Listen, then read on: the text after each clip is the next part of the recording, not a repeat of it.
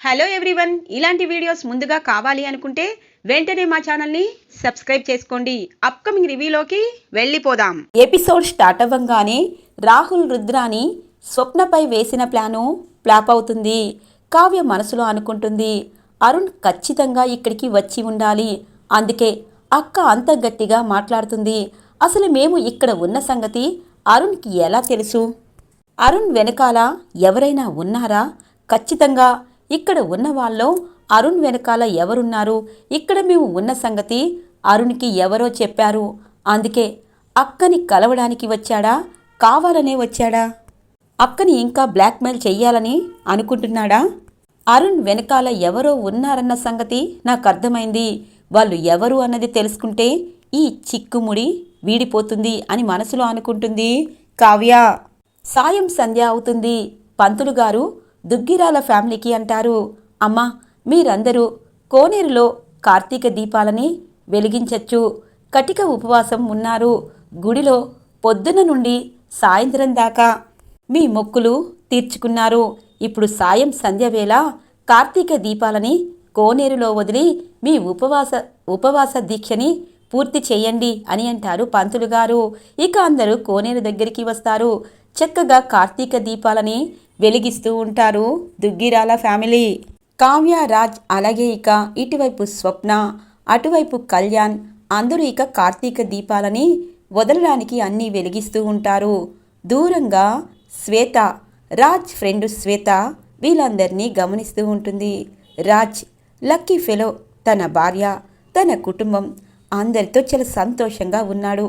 నిజంగా వీళ్ళ ఫ్యామిలీలో నేను కూడా ఒక మెంబర్ అయితే ఎంత బాగుండేది అని చెప్పి దూరంగా రాజ్ ఫ్రెండు శ్వేత ఆలోచిస్తూ ఉంటుంది. ఈరోజు రాజుని కలిసి నా మనసులో బాధని నేను చెప్పుకోవాలి. ఎందుకంటే రాజ్ నాకు బెస్ట్ ఫ్రెండ్.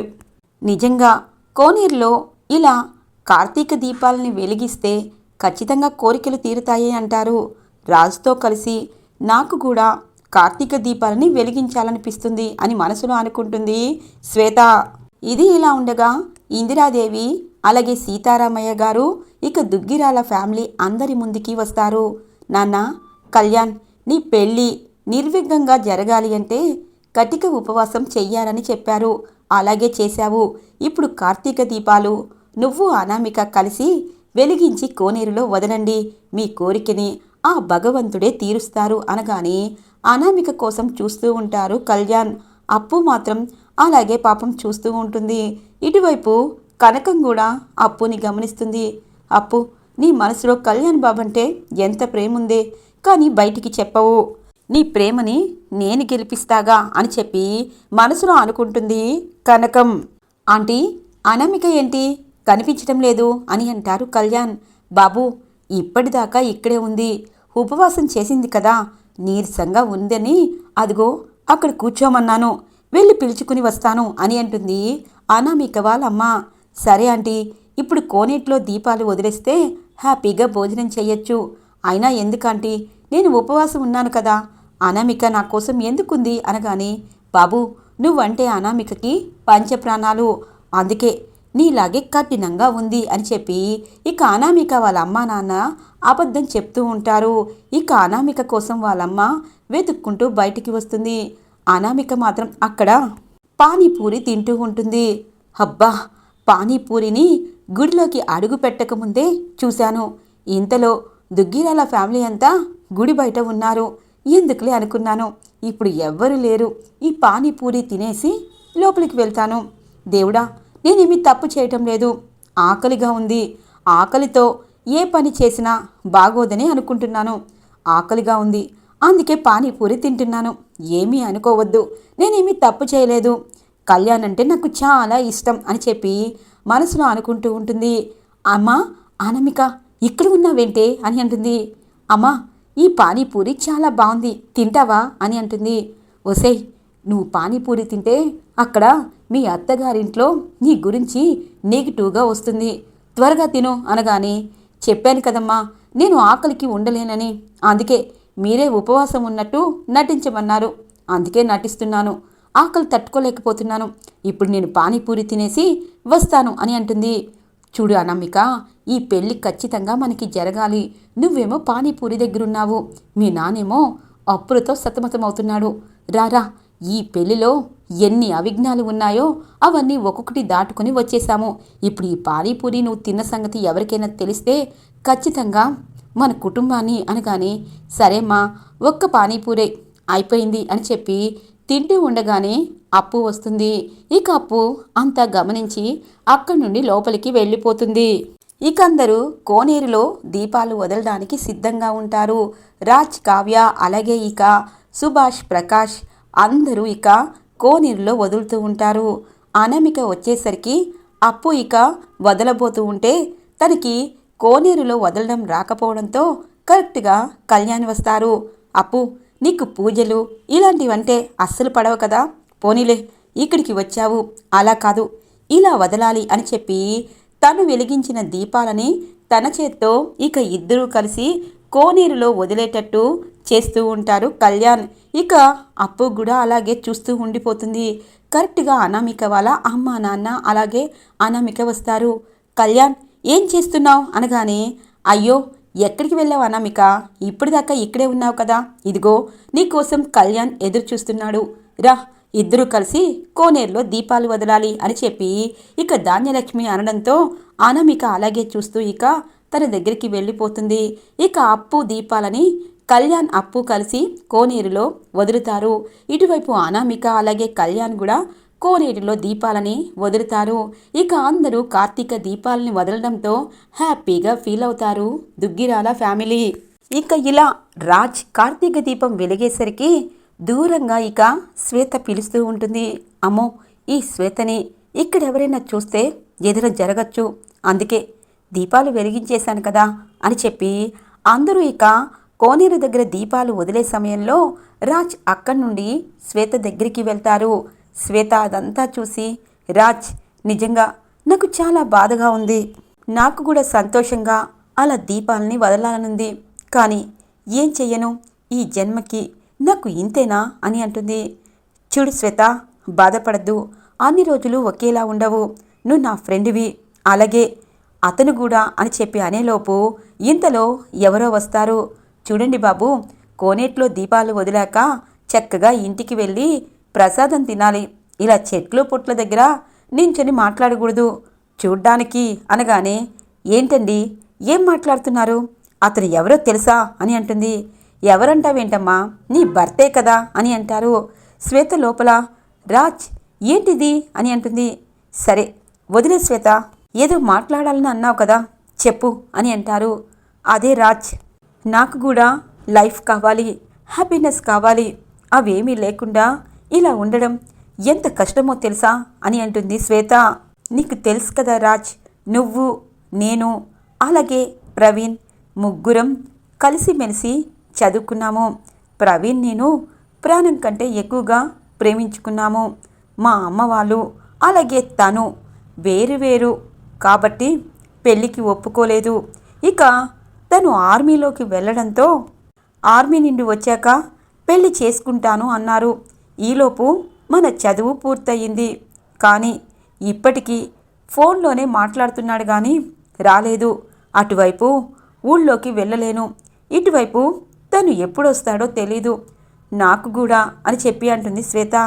శ్వేత, బాధపడద్దు, అన్ని రోజులు మనవి కాదు అన్నారు కదా, నీ లైఫ్లో కూడా సంతోషం రోజులు వస్తాయి, అప్పటిదాకా అనగానే, చూడు రాజ్, అవి నాకు ఏమీ కనిపించటం లేదు, అసలు ఆర్మీ నుండి ఎప్పుడు వస్తాడు ప్రవీణ్, మాట్లాడడం తప్పించి కనీసం ఒక ఫోటో కూడా పెట్టడం లేదు, నీకు పెడుతున్నాడు అంటున్నావు, నువ్వేమో బిజీ పర్సన్వి అని అంటుంది ఇక శ్వేత.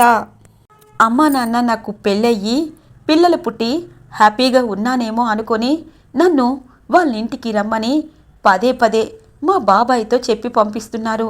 ఇక్కడ నాకు పెళ్ళి పేరంటం కాలేదు, కానీ అమ్మ నాన్నకి ఆ విషయం తెలిస్తే ఖచ్చితంగా వాళ్ళు ఏదైనా అయిపోతారు. అందుకే రాజ్, అందుకే త్వరగా ప్రవీణ్ని ఇక్కడికి రావాలి, మా ఇద్దరి పెళ్ళి జరగాలి, అమ్మ నాన్న ఇంటికి మేము వెళ్ళాలి, అది ఎప్పుడు జరుగుతుంది అని చెప్పి రాజుని పట్టుకుని ఏడుస్తూ ఉంటుంది శ్వేత. రాజ్కి ఏం చెప్పాలో అర్థం కాదు. ఇది ఇలా ఉండగా దుగ్గిరాల ఫ్యామిలీ అంతా హ్యాపీగా మాట్లాడుకుంటూ ఉంటారు. అమ్మా, రాజ్ ఏడి అని అడుగుతారు ఇందిరాదేవి. అత్తయ్య, తనకి ఏదో పనుందని అటు వెళ్ళాడు, నేను పిలుస్తాను అని చెప్పి అపర్ణాదేవి ఇక రాజుని వెతుక్కుంటూ వస్తుంది. ఇదేంటి, ఈయన వెళ్ళి చాలాసేపు అయింది. గుడిలో అంతా వెళ్ళిపోతున్నారు, మేం మాత్రమే మిగిలాము. పాపం తాతగారు అమ్మమ్మగారు ఇద్దరూ పెద్దవారు, పొద్దున నుండి గుడిలోనే అందరం ఉన్నాము. పాపం వాళ్ళకు కూడా రిలాక్స్ అవ్వాలని ఉంటుంది కదా, ఈయన ఎక్కడికి వెళ్ళారు, గుడిలో కూడా ఏం బిజీ అని చెప్పి మనసులో అనుకుంటుంది ఇక కావ్య. ఇక స్వప్న కూడా దీపాలు వెలిగించి హ్యాపీగా ఫీల్ అవుతుంది. జరిగిందంతా గుర్తు చేసుకుంటుంది. ఆంటీ కరెక్ట్గా వచ్చి నన్ను కాపాడింది, లేకపోతే పెద్ద ప్రమాదమే జరిగేది. నా కడుపులో బిడ్డ చల్లగా ఉండాలి అని చెప్పి అనుకుంటూ ఉండగానే, ఏంటి స్వప్న, ఏంటి డ్రామాలు చేస్తున్నావు అని అంటారు రాహుల్. ఏం డ్రామా చేశాను అని అంటుంది స్వప్న. అదే అరుణ్ గాడు కనిపించాడు అంటున్నావు అంటే అనగానే, చూడు రాహుల్, మనం ఉన్నది గుడిలో, అబద్ధాలు ఆడే కర్మ నాకు లేదని నీకు తెలుసు. అయినా అరుణ్ కనిపిస్తే నేను వాడితో నిజం చెప్పించి అందరికీ నేను ఏంటి అన్నది నిరూపించుకుంటాను. నీకేంటి ప్రాబ్లం అని అంటుంది. చూడు, నువ్వు వాడు కలిస్తే అడుగుతాను అంటున్నావు, వాడేమో నువ్వు వాడు ప్రేమించుకున్నాడు అని అంటున్నాడు. ఇప్పుడేమో నీ కడుపులో బిడ్డకి తండ్రి వాడే అని నా అనుమానం అనగానే, గుడి కాబట్టి బ్రతికిపోయావు రాహుల్, ఇంకొకసారి ఇలాంటి మాటలు ఆడావు అంటే ఖచ్చితంగా నేనేం చేస్తానో నాకే తెలీదు. నేను ఇప్పుడు చాలా ప్రశాంతంగా ఉన్నాను. ఆ అరుణ్ గాడు ఇదే ఊర్లో ఉన్నాడు కాబట్టి ఖచ్చితంగా వాడిని ఇంటికి తీసుకొచ్చి వాడి వెనకాల ఎవరున్నారు అన్న సంగతి తెలుస్తాను. ఎందుకంటే వాడు నన్ను ప్రాణం కంటే ఎక్కువగా ప్రేమించాడు, నాకు సహాయం చేశాడు. అలాంటి వాడు ఇప్పుడు బ్లాక్మెయిల్ చేస్తున్నాడంటే వాడి వెనకాల ఖచ్చితంగా ఎవరో ఉండే ఉంటారు అని అంటుంది స్వప్న. ఒక్కసారిగా ఉలిక్కి పడతాడు రాహుల్. ఏం మాట్లాడాలో అర్థం కాదు. ఇది ఇలా ఉండగా ఇటువైపు అపర్ణాదేవి రాజ్ కోసం వెతుకుతూ ఉంటుంది. కరెక్ట్గా రాజ్ కనిపిస్తాడు. రాజ్ ఇక్కడ ఉన్నాడేంటి అని చూసేసరికి కరెక్ట్గా శ్వేత తనని కౌగిలించుకొని ఏడుస్తూ ఉంటుంది. శ్వేత, ఈ కష్టాలు ఎప్పటికైనా నువ్వు హ్యాపీగా ఉంటావు, నేను నీకున్నాను కదా అని చెప్పి రాజ్ తనని ఓదారుస్తూ ఉంటారు. ఒక్కసారిగా అపర్ణాదేవి ఉలిక్కి పడుతుంది, షాక్ అవుతుంది. రాజ్ నిజంగా రాజేనా ఏంటి, ఇంకొక అమ్మాయి తనని కౌగిలించుకొని ఏడుస్తుంది అంటే రాజ్ అని చెప్పి పాపం ఒక్కసారిగా ఏం చెయ్యాలో అర్థం కాదు. కరెక్ట్గా అప్పుడే ఇక రాజుని వెతుక్కుంటూ కావ్య వస్తూ ఉంటుంది. కావ్య వాళ్ళిద్దరినీ ఎక్కడ చూస్తుందేమోనని ఫస్ట్ టైం కావ్యని చూస్తూ బాధపడుతూ కావ్య దగ్గరికి పరుగున వస్తుంది. కావ్య, ఏంటిలా వచ్చావు అని అంటుంది గంభీరంగా అపర్ణాదేవి. ఆయన కనిపించడం లేదత్తయ్యా, ఎక్కడ ఉన్నారు, అమ్మమ్మగారు తాతయ్య గారు పంపించారు అనగానే, వస్తాళ్లే పద, చాలా నీరసంగా ఉన్నావు, ఏదైనా తాగొచ్చు కదా, కార్తీక దీపాలు వదిలేసావు కదా అని అంటుంది. ఇంటికి వెళ్ళాక అందరం కలిసి భోంచేద్దాం అత్తయ్య, ఇప్పుడైతే ఆయన ఎక్కడున్నాడో తెలియటం లేదు, ఆయనకి ఫోన్ చేస్తాను అని అంటుంది. పద, రాజ్ వచ్చేసే ఉంటాడు, మనం ఇలా వెతుకుతూ ఉంటే దొరుకుతాడా ఏంటి అని చెప్పి అపర్ణాదేవి కావ్యకి చెప్తూ ఇక తనతో పాటు తీసుకువెళ్తుంది. కావ్య పాపం వాళ్ళ అత్తయ్య మాటలకి అత్తయ్యకి లోపల ప్రేమే, కానీ గంభీరంగా ఉంటారు అని మనసులో అనుకుంటుంది కావ్య. ఇటువైపు అపర్ణాదేవి అనుకుంటుంది, వాళ్ళిద్దరినీ అలా చూస్తే ఈ కావ్య గుండె పగిలిపోతుంది. ఎంతైనా భర్త, తనంటే ఇష్టం అనుకున్నాను, కానీ రాజ్ ఇలా చేస్తాడని అస్సలు అనుకోలేదు. అసలు రాజ్ చేసిన పని నేనే నమ్మలేకపోతున్నాను అని మనసులో అనుకుంటుంది అపర్ణాదేవి. ఇది ఇలా ఉండగా, చూడు శ్వేత, అన్నీ సక్రమంగా జరుగుతాయి, నువ్వేమీ టెన్షన్ పడద్దు, నా కోసం అందరూ ఎదురు చూస్తారు, మన ఇద్దరి గురించి తెలిస్తే ఖచ్చితంగా ప్రాబ్లం అవుతుంది, వెళ్తాను అని చెప్పి రాజ్ అక్కడి నుండి ఇక వాళ్ళ అమ్మమ్మ తాతయ్య దగ్గరికి వస్తారు. ఏంట్రా రాజ్, ఏంటింత లేటు అనగానే, అక్కడ నా ఫ్రెండ్ ఒకడు ఉన్నాడు అని చెప్పి అనగానే అపర్ణాదేవి డౌట్గా చూస్తుంది. రాజ్ మాటలు మార్చే రోజు రాదనుకున్నాను, కానీ వచ్చింది అని చెప్పి మనసులో అనుకుంటుంది. ఇక దుగ్గిరాల ఫ్యామిలీ అంతా ఇంటికి బయలుదేరుతారు. చక్కగా కలిసిమెలిసి అందరూ ఉపవాస దీక్ష పూర్తి చేస్తారు. ఇక అనామిక అలాగే ఇటువైపు కళ్యాణ్ పెళ్ళనేది 2 రోజుల్లో రాబోతుంది. ఇక వాళ్ళిద్దరి పెళ్లిలో ఎలాంటి ట్విస్టులు ఉండబోతున్నాయి, అనుకోకుండా ఇటువైపు అప్పు అలాగే ఇక కళ్యాణ్ పెళ్ళి జరగబోతుంది. ఎలా జరగబోతుంది? దుగ్గిరాల ఫ్యామిలీలో 3వ కోడలిగా అప్పు రాబోతుంది. అసలు వాళ్ళిద్దరి పెళ్ళి ఎలా జరిగింది, ఇక ఇంట్లో వాళ్ళందరూ యాక్సెప్ట్ చేస్తారా లేదా అన్నది రాబోయే రోజుల్లో రాబోతున్నాయి. ఈ రివ్యూ ఇక్కడితో ఎండ్ అవుతుంది ఫ్రెండ్స్. రాబోయే రివ్యూస్ మీకు ముందుగా కావాలి అనుకుంటే మా ఛానల్ని సబ్స్క్రైబ్ చేసుకొని సపోర్ట్ చేయండి. Thanks for watching friends.